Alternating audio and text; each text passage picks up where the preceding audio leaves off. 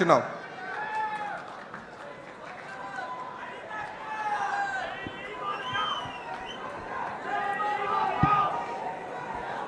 అందరికీ నమస్కారం. జై తెలుగుదేశం. ఈ మాట వింటేనే నీతి నిజాయితీ కలిగిన తెలుగుదేశం పార్టీ గుండెలు ఉప్పొంగాల. అవినీతి పార్టీలో కూరుకుపోయిన మనుషులకి గుండెలో రైళ్లు పరిగెట్టాలా. అదే నినాదం అంటే మరొక్కసారి జై తెలుగుదేశం.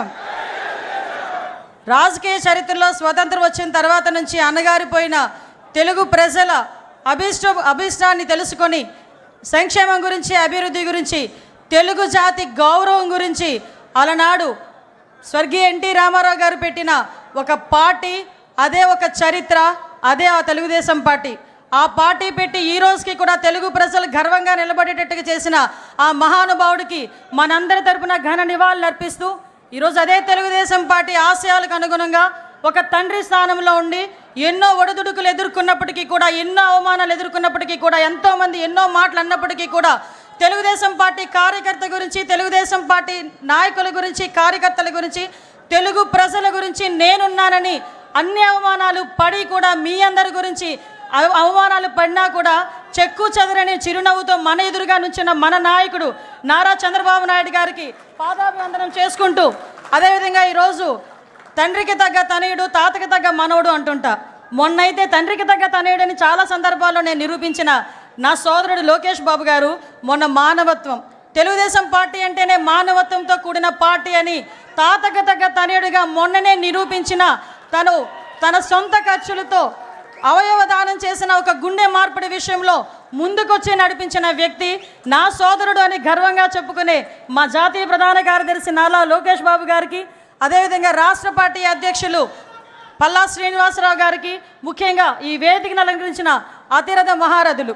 ఇందులో నేను చాలా చిన్నదాన్ని, ఎందుకంటే 83వ సంవత్సరం నుంచి కూడా తెలుగుదేశం పార్టీ గురించి ఎన్నో త్యాగాలు చేసి ఈ రోజుకి ఇక్కడికి తెలుగుదేశం పార్టీ ఉంటే మనం ఉన్నామనుకునే విధంగా ఉన్న తెలుగుదేశం పార్టీ నాయకులందరికీ కూడా మరొకసారి శిరస్సు వంచి పాదాభివందనం చేస్తూ, తెలుగుదేశం పార్టీ కార్యకర్త, నా కోసం పుట్టిన పార్టీ, నా జాతి కోసం పుట్టిన పార్టీ, నా కుటుంబం కోసం పుట్టిన పార్టీ. ఈ పార్టీ జెండా ఎన్ని ఒడిదుడుకులున్నా కూడా కిందన పడకూడదు అని, పడే సందర్భం వచ్చినా కూడా కిందన పడనివ్వకుండా 2 చేతులతో ఒడిసి పట్టుకొని ధైర్యంగా గుండె నిబ్బరం చేసుకొని గుండెని చీల్చుకుంటూ బయటకు వచ్చిన జెండాను పట్టుకున్న ప్రతి కార్యకర్తకి కూడా పేరు పేరున శిరస్సు వంచి పాదాభివందనం చేస్తున్నా. ఎందుకంటే ఈరోజు తెలుగుదేశం పార్టీ బలగం తెలుగుదేశం పార్టీ కార్యకర్తలే. ప్రతిసారి తెలుగుదేశం పార్టీ అధినాయకుడు మా నారా చంద్రబాబు నాయుడు గారు చెప్తుంటే ఒక్కొక్కసారి నాకు 12 సంవత్సరాల రాజకీయ అనుభవం, ఈ రాజకీయ అనుభవంలో చూసిన సందర్భాలు చాలా ఉన్నాయి. మేము పార్టీ క్యాన్వాసింగ్కి వెళ్ళినా, ఎక్కడికైనా మీటింగ్కి వెళ్ళినా పెద్దవాళ్ళు 2-3 వచ్చి ఏదైనా పెన్షన్ అడుగుతారేమో, లేకపోతే ఏదైనా హౌసింగ్ స్కీమ్ అడుగుతారేమో అనుకుంటే నా దగ్గరకు వచ్చి చాలా సందర్భాలు, అమ్మ పార్టీ జెండా ఇవ్వమ్మా, మా ఇంటికి కట్టుకుంటానని చెప్పి ఇన్న సందర్భాలు కూడా చాలా ఉన్నాయి. అటువంటి మహానుభావులు అందరూ ఉండబట్టే 43 సంవత్సరాలుగా ఎన్నో ఒడిదుడుకులు ఎదుర్కొన్నా కూడా ఈరోజు పార్టీ నిలబెట్టుకోగలుగుతున్నాం. ముఖ్యంగా తండ్రి స్థానంలో ఉన్నారని ఎందుకు మాట్లాడుతున్నానంటే గౌరవ చంద్రబాబు నాయుడు గారి గురించి. ఏదైతే పార్టీ ఈరోజు మన సిద్ధాంతం పేదరిక నిర్మూలన అని మన సిద్ధాంతం.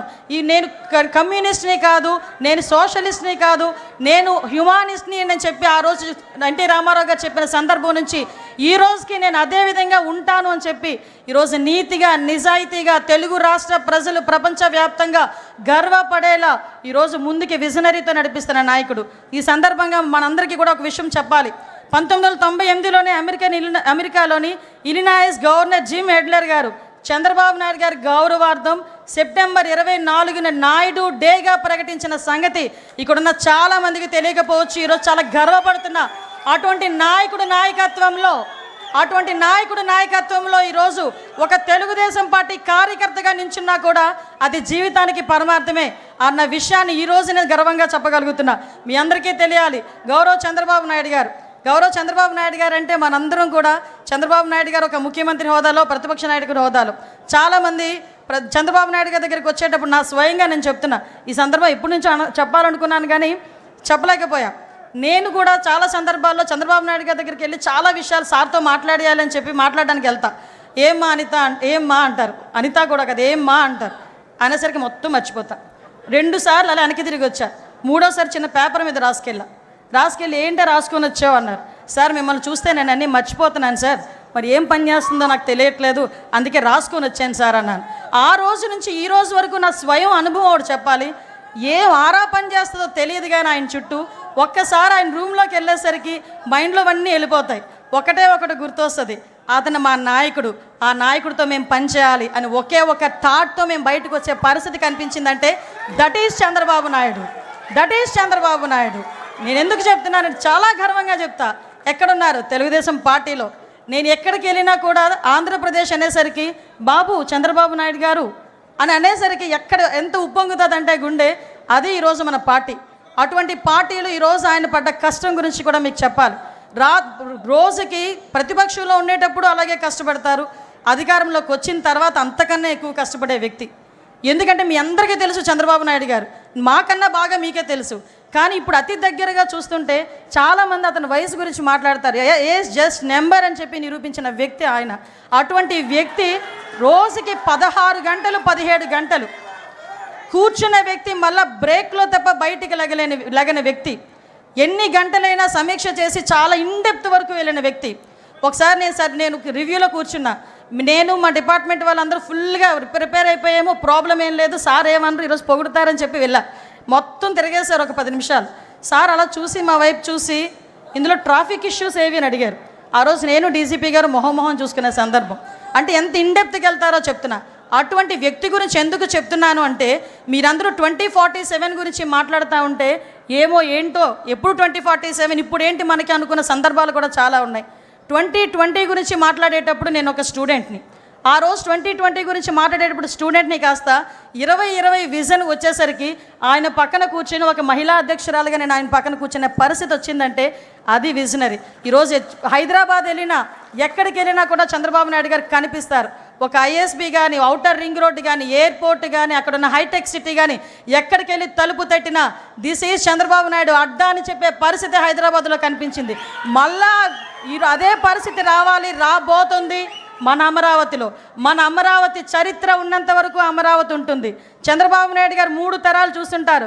నాయక మీకు ఒక విషయం చెప్తున్నా, మీరు 3 తరాల నాయకులను చూశారు, 4వ తరం నాయకులను చూడబోతున్నారు. 40 తరాలు వచ్చినా కూడా అమరావతి అని వచ్చేసరికి తెలుగుదేశం పార్టీ చంద్రబాబు నాయుడు గారే గుర్తొస్తారు తప్ప వేరే ఏ నాయకుడు గుర్తుకు రాబోడు. ఇది సత్యం. ఏదో సార్ ఉన్నారు కదా పొగడ్డానికి మాట్లాడలే, నేను చూస్తున్నాను కాబట్టి చెప్తున్నా. 2047 ఒకటే ఒక విషయం చెప్పి ముగిస్తా. 2047 విజన్ పెట్టుకొని 5 సంవత్సరాలు ఈ రాష్ట్రానికి ఎలా చేయాలి, 5 సంవత్సరాలు 2047కి మనం ఏం చేయాలి అని ఇప్పటి నుంచి ప్రణాళిక రాసుకున్న నాయకుడు ఎవరైనా చూసామమ్మా? మనమే ఇంట్లోనే ఉన్న పద్దులు రాసుకోము, సంవత్సరానికి సరిపడి ఏం కావాలి, ఏం చేయాలి, నా పిల్లడు ఏం చేయాలి మాట్లాడుకోము. నీ పిల్లడు ఏం చేయాలి, నీ పిల్లడికి ఎలాంటి ఉద్యోగం కావాలి, నీకు ఎలాంటి ఇల్లు కావాలి, నీకు ఎలాంటి జీవనోపాధి కావాలని 24 గంటలు లోపల కూర్చొని రాసుకుంటున్న వ్యక్తి అమ్మా ఆయన. అటువంటి వ్యక్తిని మనందరం కూడా ఎంత దీవించాలో ఒక్కసారి ఆలోచన చేసుకోండి. ఈ పేదరిక నిర్మూలనే ప్రధాన ధ్యేయంగా పుట్టిన తెలుగుదేశం పార్టీకి నిజంగా మణిహారం మన చంద్రబాబు నాయుడు గారు. ఎందుకు చెప్తున్నానంటే మన సీఎం గారి గురించి, ఈ రేపు 2047 ఉగాది రోజున 2047 విజన్ ప్రకారం పేదరిక నిర్మూలనే ధ్యేయంగా, తలసరి ఆదాయం పెరగటమే ధ్యేయంగా 20 లక్షల కుటుంబాలకి చేయూతగానిచ్చే విధంగా రేపు 2047 P4 విధానాన్ని ప్రవేశపెట్టడం, ఇదే ముందు రోజు మనం నిజంగా అదృష్టం అదే కలిసి వచ్చింది. ఈరోజు ఆవిర్భావ దినోత్సవం జరుపుకోవడం, ఈ 2 కోయిన్సిడెంట్స్గా జరిగినాయి. అది ఆయనకి మన పూర్తి సహాయ సహకారాలు మన సీఎం గారికి అందించాలి, మన జాతీయ అధ్యక్షుల వారికి అందించాలి. అదేవిధంగా మనం ప్రతిసారి కూడా ఎలాగైతే ఎన్నిదన్నుగా ఉన్నారో, ఆయన కష్టంలో ఉన్నప్పుడు, నష్టంలో ఉన్నప్పుడు, అవమానం భరించినప్పుడు, ఆయన జైలుకి వెళ్ళినప్పుడు కూడా ఎంతోమంది ఈరోజు ప్రపంచవ్యాప్తంగా బయటకు వచ్చి ఆయన గురించి మాట్లాడి ఆయన గురించి ధర్నాలు చేశారంటే, అటువంటి నాయకత్వంలో మనం ఉన్నందుకు ఒక్కసారి పసుపు జెండా పట్టుకొని గట్టిగా తిప్పాలి. జై తెలుగుదేశం. ఈ అవకాశం ఇచ్చిన ప్రతి ఒక్కరికి కూడా ధన్యవాదాలు తెలియజేసుకుంటూ సెలవు తీసుకుంటున్నాను. జై హింద్.